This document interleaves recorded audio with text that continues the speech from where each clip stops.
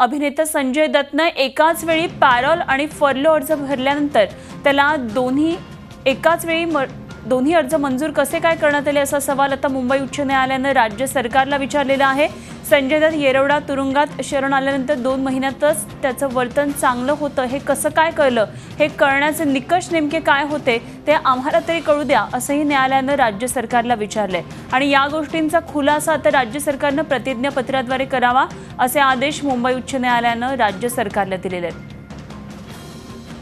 आणि या संदर्भात आणखी सविस्तर माहिती जाणून घेऊया। आमचे प्रतिनिधी अजित मांढरे सध्या आपल्या बरोबर आहेत। अजित, नेमकं मुंबई उच्च न्यायालयाने राज्य सरकारला काय काय विचारणा केली आहे संजय दत्तबाबत?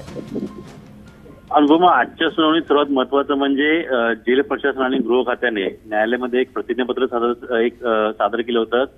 त्यामध्ये संजय दत्तने जेव्हा तो जेलमध्ये गेला त्यानंतर 2 महिन्यातच त्याने पॅरोल आणि फर्लो करता अर्ज केला होता।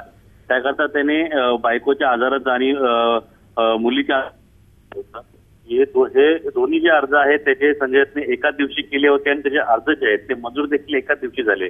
न्यायालयाने याच मुद्दा बोट ठेवत प्रश्नचिन्ह उपस्थित केला की नेमका संजय दत्तला काही दोन्ही अर्ज मंजूर केले गेले, नेमकं संजय दत्तसाठी नेमकं काय प्रक्रिया वापरली गेली आणि यावर जेल प्रशासनाने जे उत्तर दाखल केलं होतं त्यानुसार संजय दत्तचं चांगलं वर्तणूक होती, त्यामुळे त्याला ते ग्रांट केलं गेलं होतं।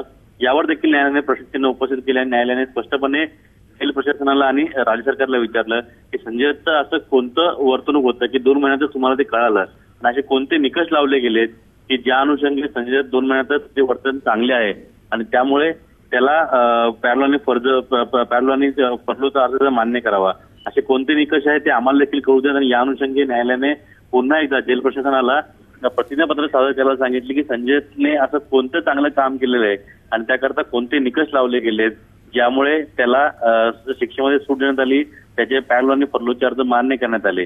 आणि न्यायालयाने स्टेट गव्हर्नमेंटला आणि जेल प्रशासन आहे त्यांना फटकारता हे प्रतिज्ञापत्र सादर करायला सांगितलंय।